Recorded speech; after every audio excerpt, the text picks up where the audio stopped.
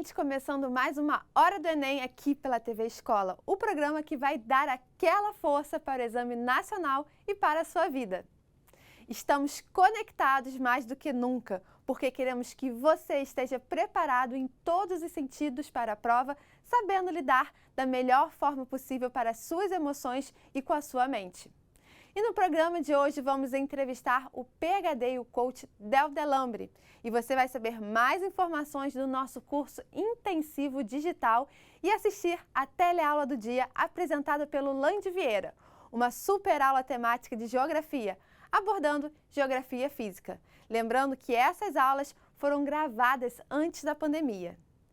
E você vai ter ainda o bate-papo no final do programa no quadro Uma Janela para o Enem, com a presença muito especial do Waxi, gerente de educação indígena do estado de Tocantins.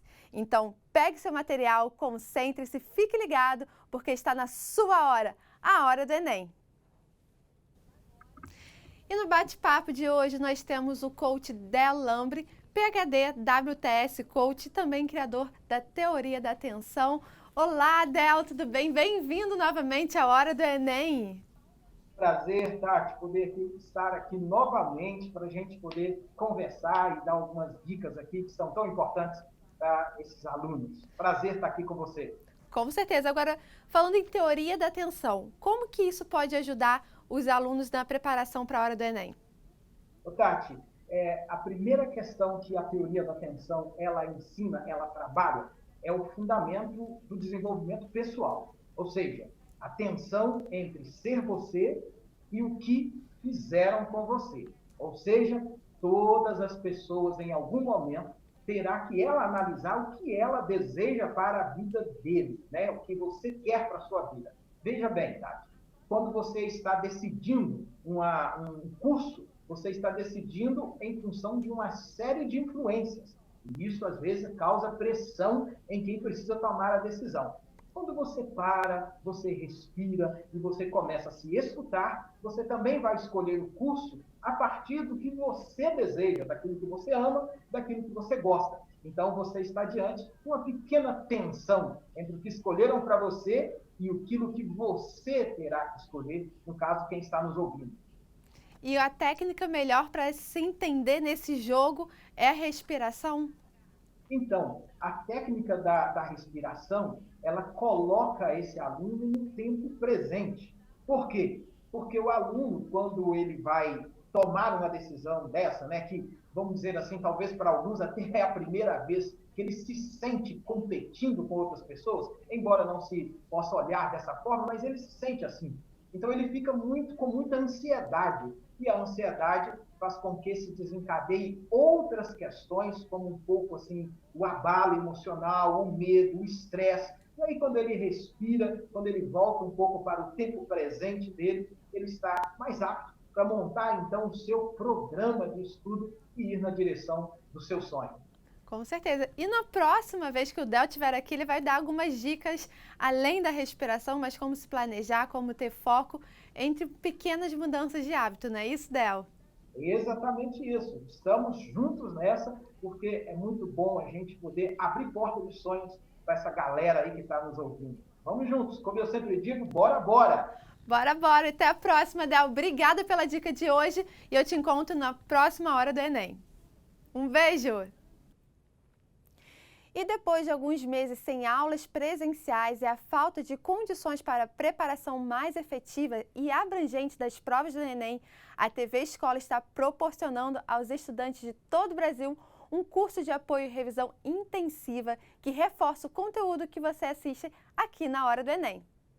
Contando com a parceria do Colégio 24 Horas e do QG do Enem, uma super plataforma proporciona um curso modular totalmente digital, para você fazer quando e onde você quiser, através de centenas de videoaulas especiais, exercícios e material de apoio, além de mini simulados inteligentes e de uma completa estrutura de aprendizagem, trabalhando sempre os conteúdos mais pedidos nas provas e tendo como referência as habilidades que facilitam a compreensão de toda a programação. Para participar, procure as secretarias de educação da sua região os líderes da sua comunidade, organizações sociais. Acesse também nosso site www.horadoenem.org.br e saiba como aderir a esse curso de apoio de reforço intensivo da Hora do Enem 2021, que você pode fazer de casa, da escola, do trabalho, sozinho ou em grupo, contando ou não com a ajuda de professores e facilitadores.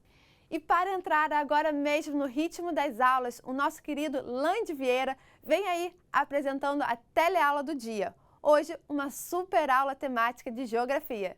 É contigo, Lande! Bonjour, je suis Anne Mélier. Hoje lhes trago um menu très géographique. A entrada, leve, bien leve. Um conteúdo de estratosfera. Com aquele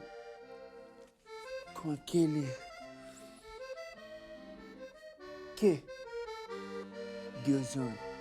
Prato principal, uma massa de ar polar. E de sobremesa, uma revolução francesa. Geografia é uma delícia. Roda la vinheta.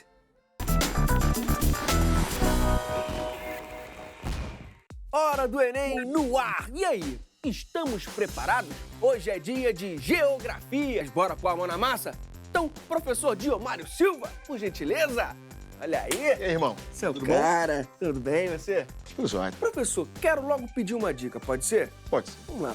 Pra galera, principalmente pra galera que começou aí a estudar pro Enem, a se preparar, uma dica de como criar uma rotina de estudo. Primeira coisa que você está no momento do Enem e é um momento que está definindo muita coisa na sua vida. Vale a pena se organizar de forma que as anotações de aula você repassar imediatamente ao chegar em casa. Não adianta você ficar pensando que vai estudar 10 horas imediatamente, mas não. Comece a ter uma coisa que é frequente, a tua rotina. Segunda-feira eu vou estudar isso, terça isso, quarta. Quer dizer, você vai construindo isso ao longo do tempo. Tem que ser devagar, né? Tem que ser devagar. Essa pressa, esse desespero. Calma Porque aí. senão fica igual maratonista. Dispara e depois todo mundo vai passando. Entendi. Então você tem que pensar que vai gradativamente crescendo. Quando chegar no segundo semestre, que o Enem está aparecendo na tua vida, você ainda tem gás para fazer as grandes revisões ainda. Professor, quais as características das questões que você preparou pra gente hoje? Hoje eu estou trabalhando o quê? Com uma questão que tem a ver com a questão de hídrica, chuva, como isso afeta o espaço urbano, e tem uma questão que também discute um pouco questão hídrica, mas relacionada à questão de solo. E são questões que são muito comuns aparecerem nas provas do Enem. Então a gente começa pela 67? Isso Pode mesmo. ser? Vamos discutir? Vamos lá, partiu, coloquei.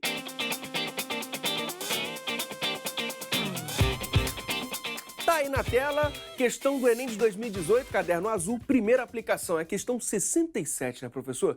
Por gentileza. Olha só, essa questão ela tem um gráfico, né? E esse gráfico você vai ler logo o que ele está trabalhando com a gente. A ideia da precipitação, né? E trabalhando o quantitativo dela, e também o quê? O tempo de escoamento, o tempo de vazão. E quais são as informações? Vazão em áreas urbanas, vazão em áreas não urbanas. Aí o que o título fala? Assim, ó, a dinâmica hidrológica expressa no gráfico demonstra que o processo de urbanização promove a... Professor, antes de resolver a questão, calma aí. Como é que a gente aprende a interpretar gráficos? Que eu vi que você já foi em alguns lugares, já buscando informações. Como é que a gente faz isso? Na realidade, você tem uma habilidade que a própria matemática, a física, a química, a biologia também trabalha muito com isso, a questão do gráfico. O que nós pensamos dentro da geografia? É o que o gráfico está falando com você. Quais são as informações que esse gráfico efetivamente está te dando. Por isso que eu já fiquei logo pontuando. Eu estou discutindo o quê? Tem precipitação. É a questão do quê? Da chuva. Eu estou vendo o quê? Tem a relação com áreas urbanas e não urbanas. Aí eu tenho que pensar o que isso está acontecendo. Como essa chuva vai afetar áreas urbanas e áreas não urbanas. Bom, já que você entrou nos conceitos aí, professor, quais são os conceitos que estão nesse gráfico que o estudante ele tem que saber para mandar bem nessa questão? Volta a pensar. Precipitação, quantidade de chuva. Associar isso. E associar. Associar o quê? Áreas urbanas e não urbanas. Quando eu penso em áreas urbanas, normalmente o que vai acontecer com a cobertura, com o espaço das áreas urbanas? O solo está muito impermeabilizado, protegido. Área não urbana, não. Você tem o quê? Mais areia, né? Então isso faz com que a movimentação da chuva e ser absorvida pelo solo será diferente. A área urbana, tudo muito impermeabilizado, gera o quê? Um fluxo muito grande por cima. Então a água vai escoar dessa forma. Na área não urbana, não. Existe a possibilidade de quê? Da infiltração com mais facilidade. Sim. Então você tem que começar a pensar imediatamente nessas relações. Qual o próximo passo? O próximo passo é o quê? Você começar a analisar o que você tem enquanto quê? Alternativas. Aí ele fala em primeiro momento, redução do volume dos rios. Senhores, se choveu em grandes quantidades, na áreas o quê? Urbanas. O fluxo vai acontecer na superfície, em direção a alguns rios. Por exemplo, em áreas urbanas, é muito comum você ter o quê? Enchentes, Sim. né? População ribeirinha sofrendo. Então isso mostra que esse fluxo vai ser muito intenso em direção aos rios. E ele fala da redução. Aí não é possível, né? Ele aumenta, né? Isso. Aí, em segundo momento, ele fala assim, expansão do lençol freático, a letra B.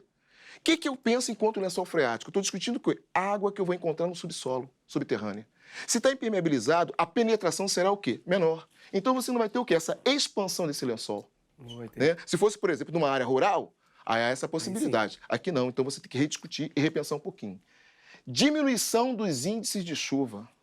Para que eu possa saber se há realmente uma diminuição dos índices de chuva, eu preciso o quê? Ter uma informação muito mais precisa. Está limitado ali.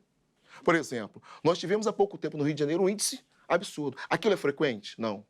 Então aquilo foi um acidente. Eu não tenho como analisar isso frequentemente nesse gráfico. Retração do nível de reservatório. O que são os reservatórios? São aqueles espaços que a água vai sendo armazenada ao longo do tempo, que serve para a sua casa e também para a produção de energia elétrica. Então não é de uma hora para outra que eu vou e eu não tenho essas informações precisas dentro desse gráfico. Entendi. Então, voltando um pouquinho de tudo que nós discutimos até agora, o que é o ideal pensarmos? Em relação ao quê? À ampliação do escoamento. Ou seja, na realidade, em função da impermeabilidade muito forte dentro do solo, esse fluxo ele passa a ser muito intenso dentro dessas áreas urbanas. Então ali a gente já chega à resposta. Sim, Que a quer dizer, opção a gente é- vai matando e rediscutindo, né, aquele conhecimento que ele vem acumulando na medida que ele está se organizando do ponto de vista aqui, dos seus estudos. Como você falou, a matemática é super importante para resolver uma questão como essa. E a matemática serve como base o quê? De suporte para outras áreas na própria geografia, seja na questão da demografia, por exemplo, né? Saber quantos somos, né? A densidade populacional. A matemática serve muito como apoio a várias outras matérias. Então a matemática ela é importante também. Maneiro. Tem o seu valor.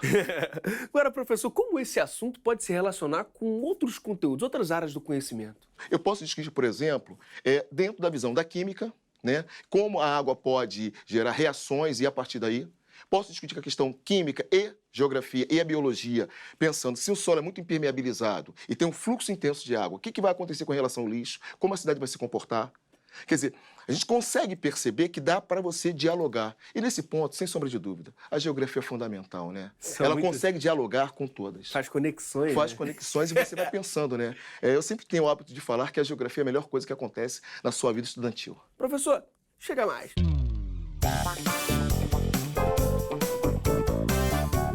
Quando na nossa vida escolar a gente começa a aprender esse conteúdo? Eu não gosto muito de separar muito essa ideia de só geografia física com a geografia humana e econômica. Você vem discutindo esses conceitos desde quando você entra no Fundamental 1, que é a ideia de erosão, que é a ideia do clima. Então você vem desde o Fundamental 1, já aprendendo algumas coisas, o que acontece na cidade, poluição, tudo isso, e ao longo do tempo essa geografia vai o quê? Tomando mais corpo, se tornando um pouco mais complexa, porque vai pedir outras análises também. Que outros assuntos a gente começa a aprender lá no fundamental que vale a pena o estudante ficar atento para o Enem? Eu já falei na questão do clima. Entendi. Né? Como o clima é importante dentro da estrutura do Enem. Como, por exemplo, entender bem o seu país, as regiões, as características, o crescimento demográfico, como acontece, isso é fundamental. Quer dizer, na realidade, o conhecimento ele vai o quê? Sendo construído, né? E problematizado e aprofundado ao longo do tempo.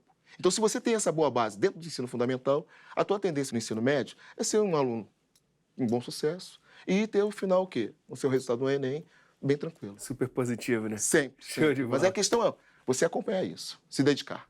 E qual a importância, né, da geografia física para o nosso dia a dia? Como é que ela aparece? Volta aquela questão do Rio de Janeiro, né? E como a chuva causou uma transformação profunda. Ou a questão que aconteceu agora no Vidigal, na Rocinha. E como você se preocupa com a ocupação da encosta, né? E você não se preocupa em retirar as pessoas ali que estão morando numa situação totalmente inóspita, ruim, né? Porque a vegetação sai, você quebra totalmente a estabilidade do solo. E quando chove em demasia, como aconteceu, tende o quê? A descer. Então, se faz necessário, você estar preocupado com tudo isso. O que você vai perder de fauna, de flora, como essa reposição é difícil acontecer. Então, quer dizer, quando você pensa nessa questão da geografia física, é trabalhar um pouco com isso também. Ou trabalhar realmente na própria questão das construções das estruturações de relevo, como elas acontecem, né? Se facilita a ocupação humana, se não facilita, se eu preciso fazer um muro de arrimo para proteger, para que não haja um processo de erosão, de desgaste de toda aquela estrutura. Quer dizer, o que eu posso fazer? Né? E aí, querendo ou não, eu trabalho com a ideia do intemperismo, que é a ideia das fragmentações que acontecem, e o deslocamento desses sedimentos, que é o processo erosivo. Então, a cidade tem que estar antenada às cidades. Né? A gente acaba falando muito das grandes cidades, mas tem cidades interioranas que também precisam disso. Né? Uma conscientização um pouco maior. E a geografia física, porque tem esse viés muito com a relação ambiental e, assim como as outras partes da geografia com o nosso cotidiano, se faz necessário você ficar antenado. Né? A relação que o homem tem com a natureza, como ele faz isso, como ele constitui. Né? Chamar o tempo inteiro. Uma política ambiental mais consistente, se faz necessário isso no país. Pensando na prova, o que o participante não pode deixar de estudar? Pensando nessa prova de geografia, fica muito óbvio que nos últimos anos solo tem caído bastante. Essa questão da problemática ambiental cai bastante. A questão demográfica vem caindo. A aposentadoria, em que momento? Aumentou a expectativa de vida ou não? A política econômica, o investimento, a visão de Brasil como um todo, as suas potencialidades, são questões que são importantes. Eu sempre acho e mostro para os meus alunos como é importante você espacializar tudo. Tudo que você discutir, aonde está acontecendo, de que forma está acontecendo. Para que você tenha noção, né, desse território brasileiro, dominar esse território, nas mais variadas vertentes. Desde pensar nas riquezas ali existentes, como na sua exploração, como na sua ocupação. Então, como a questão da chuva vai gerar problemas nesses espaços. Então, quer dizer, essa visão ampla e focando muito no Brasil, porque é muito no Brasil. Normalmente, no Enem, você tem um foco maior em nosso país. Então, você tem que mostrar um conhecimento maior sobre. E não só nessas questões todas, e pensar nas relações sociais, né? A última prova mostrou claramente isso, como as questões sociais estavam também postas ali. Partiu questão, então? Sim, vamos ver agora uma questão um pouquinho discutindo solo. Vamos ver?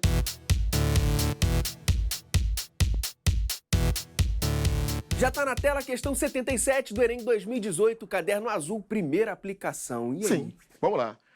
O que a questão está apontando para a gente? A presunção de que a superfície das chapadas e chapadões representa uma velha peniplanície. Primeira coisa que a gente está pensando, chapadas e chapadões. Quando você tem a visão de Brasil, você sabe que isso é muito comum que região central do país. Como você encontra em grande quantidade. Quando ele fala peniplanície... Peraí, ele explica isso aí, já ia pedir. Porque a gente já fica meio O que ele está mostrando? Como a ação da água vai o quê? Desgastando e, podemos dizer assim, ela vai lapidando de uma forma mais plana essas áreas, né, de chapadas e chapadões. Mais plano no sentido quer dizer que é planície como você nota a superfície da sua mesa. Tem ondulações, mas vai o quê? Suavizar um pouco mais. Porque essas áreas de chapadas e chapadões são áreas mais elevadas. Então, o seu topo, você vai ter o quê? Uma vertente mais aplanada. E isso, a ação da água, ela é fundamental para você perceber. Então, ele está começando a colocar isso, né?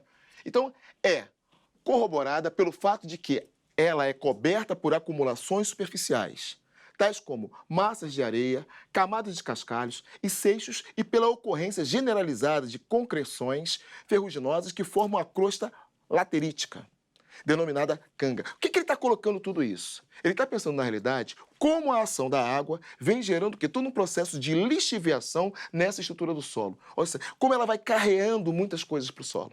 Ao mesmo tempo que ela vai carrear, em alguns momentos, quando a fluidez hídrica ela diminui, vai existir o quê? Uma acomodação, uma acumulação de tudo que ela veio carregando nessas superfícies. Aí quando você fala assim, está relacionado com a questão do fluxo hídrico, aí você tem que começar a pensar padrões climáticos aonde o fluxo hídrico seja intenso. Qual é a pergunta? Qual tipo climático favorece o processo de alteração do solo descrito no texto? A gente está discutindo o fluxo hídrico. Sim. Árido com déficit hídrico? Não. Árido não. Né? Subtropical com baixas temperaturas, aí você fala assim, poxa, será? Mas vamos pensar o seguinte, tem um fluxo intenso, né, muito comum, e tem um período que ele vai diminuir para que haja a acomodação das camadas, você há de perceber que no clima subtropical, aí como é bom o conhecimento climático. O clima subtropical, né? Você tem essa estrutura de chuva, mas ela não é o quê? Intensa, que proporciona esse fluxo tão hídrico, essa questão da deposição, da carreada toda. Então, você já começa a cortar. Temperado com invernos frios e secos. Secos? Já Você dá para acabou de falar que... Estou discutindo a questão hídrica, né? Esse volume de chuva, aí a gente vai começar a pensar. Tropical com sazonalidade das chuvas. Ou seja, tropical tem como característica ter o quê? Uma estação bem chuvosa e uma estação mais seca. O que está acontecendo com essas condições? No período de seca é justamente o quê? O momento que vai ter a deposição, a acomodação dessas camadas. Pode ser isso? Pode. Mas não vamos eliminar, já matar isso não. Vamos pensar na última. Equatorial com pluviosidade abundante. Se a pluviosidade é tão abundante, o fluxo vai ser o quê? O tempo inteiro. Sim. Vai ter acomodação? Você não vai parar, vai ter o fluxo sempre. Não vai ter acomodação. Então, o que é melhor? Tropical com sazonalidade das chuvas. Ou seja, tem o fluxo hídrico. Naquele momento que a estação é mais seca, vai ter o quê? A deposição, a acomodação dessas camadas.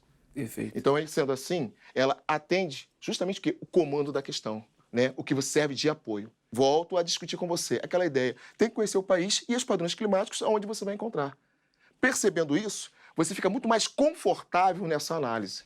Tá certo. Agora, professor, uma dúvida. É um texto com palavras mais difíceis, não são palavras difíceis, assim. Tem que estar bem familiarizado com esses conceitos. É sempre importante, né, que o aluno tenha o hábito, ao chegar a casa e você estiver lendo os livros, você vai começar o quê? Sublinhar essas palavras. E vai buscar o quê? No dicionário. Ou vai consultar o seu professor no próximo momento. Porque às vezes, de repente, você está dando aula e você não toca especificamente numa palavra, mas cabe também você dar uma leitura, ver, sublinhar, buscar no dicionário. Fazer o teu trabalho completo, né? Fazer a relação do que você está aprendendo dentro do espaço escolar e a tua atividade, que tem um momento, que o aluno tem que ter um momento solitário. Que é aquele você sentar em casa, num espaço tranquilo e falar assim, agora é comigo, eu vou estudar. A escola te dá uma parte, a segunda parte é o quê? É você. E na junção, nessa junção, que aí o sucesso vai começar a chegar. Não ser somente reativo, né? Ser ativo também. Ser ativo. Porque ficar só parado ouvindo a aula acaba sendo cômodo. Porque tá falando para mim, não, eu estou ouvindo a aula, estou processando, quando eu chegar em casa eu vou conseguir o quê? Aprofundar um pouco mais e ver outras questões também. Isso te dá um suporte legal. É isso aí. Professor, mais uma pergunta sobre essa questão. De que outras formas esse conteúdo pode ser cobrado no Enem? A gente pode discutir, por exemplo, solo específico para um tipo de plantação. Qual é o tipo de riqueza natural que tem nesse solo?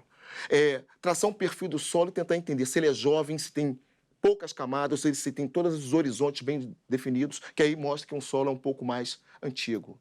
Qual o tipo de carga orgânica tem nesse solo? Ou se ele é um solo mais mineral? Quer dizer, essas são discussões que aparecem também no Enem. Professor, reforçando, o gabarito foi? Letra D. Tropical com sazonalidade das chuvas. Isso. Perfeito. Vamos? Gentileza, vamos cá pra frente.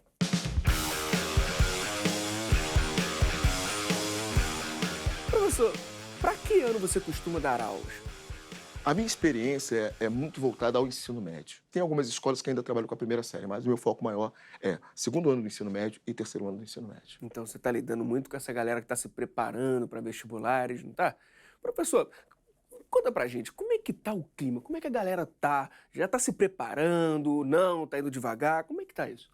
Eu sempre entendo a preocupação do aluno. Porque ao chegar na escola, né, quem sai do segundo ano, chega no terceiro ano, eles já chegam assim, vou estudar. Sim. E aí nos cabe, né, enquanto professor com uma certa experiência, dosá-los. Conter um pouco a energia do jovem. Fala assim, vamos organizar a tua vida para que você tenha energia o tempo inteiro.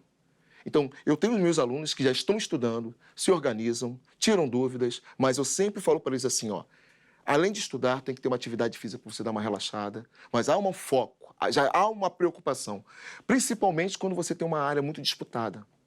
Quando você tem uma medicina, Sim. Quando você tem um direito. Então, você sabe que meia questão pode te tirar o quê? Da classificação.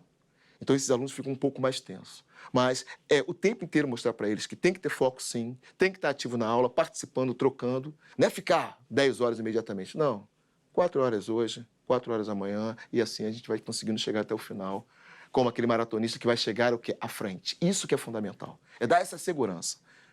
Os jovens têm que ter essa segurança o tempo inteiro. Professor, tem algum conteúdo que gera mais preocupação nos alunos?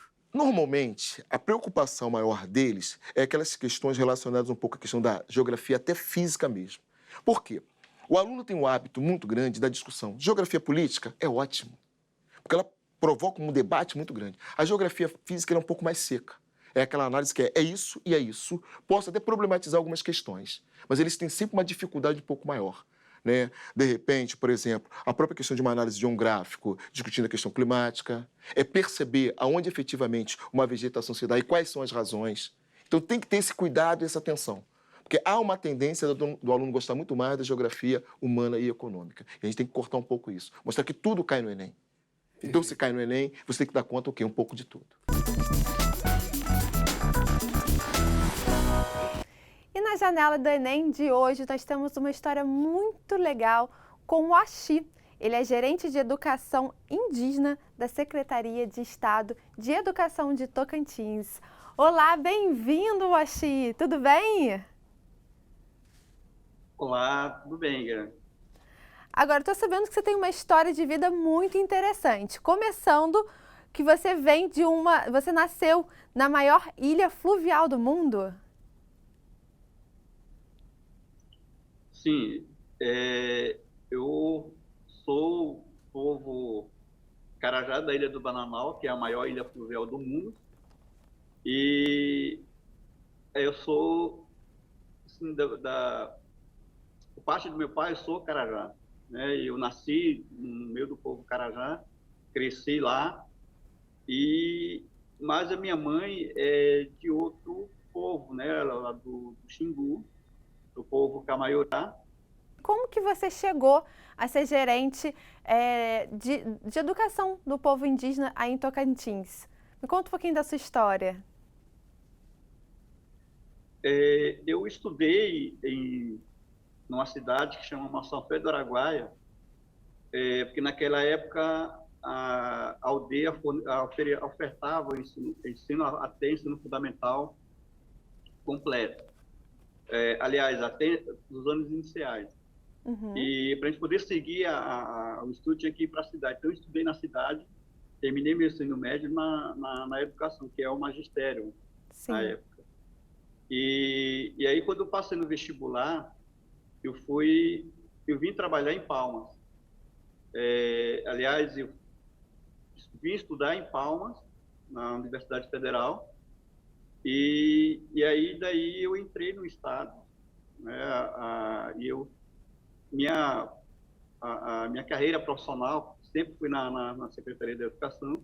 A gente está no programa do Enem e qual é a dica que você pode dar para esse estudante que está querendo passar aí na prova do Enem nesse momento que é tão importante para ele?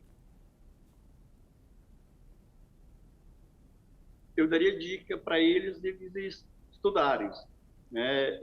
Ter calma também, para eles poderem estar seguindo o estudo e não perder a esperança, né? Já vi muita gente, inclusive eu tenho meu sobrinho que fez várias vezes o Enem e ele nunca conseguiu, mas graças a Deus ele fez através do vestibular ele conseguiu entrar na universidade. Axi, quero te agradecer demais pela presença aqui na Hora do Enem. Parabéns pela história de superação que você tem. Parabéns pelo trabalho que você vem desenvolvendo aí em Tocantins. Te espero aqui numa próxima oportunidade, tudo bem? Tudo bem, eu que agradeço por esse convite. Sempre estaria à disposição em qualquer momento. Muito obrigado. Obrigada, Axi. Gente, esse foi o Axi aqui na Janela do Enem. E assim chegamos ao final do programa de hoje, unindo conteúdo, orientação, dicas e muito apoio para você. A Hora do Enem permanece ao seu lado, faça a sua parte, porque agora o nosso curso é intensivo multiplataforma e você pode acessar de qualquer lugar do Brasil. Veja mais informações no nosso site e siga em frente. Por aqui, queremos acompanhar você de perto, então marque a gente com a hashtag A Hora do Enem e nos siga também pelas redes sociais da TV Escola. É preciso recuperar o tempo perdido.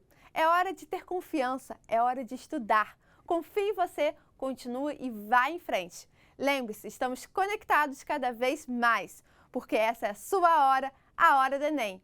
Vamos nessa e até amanhã com mais um programa A Hora do Enem.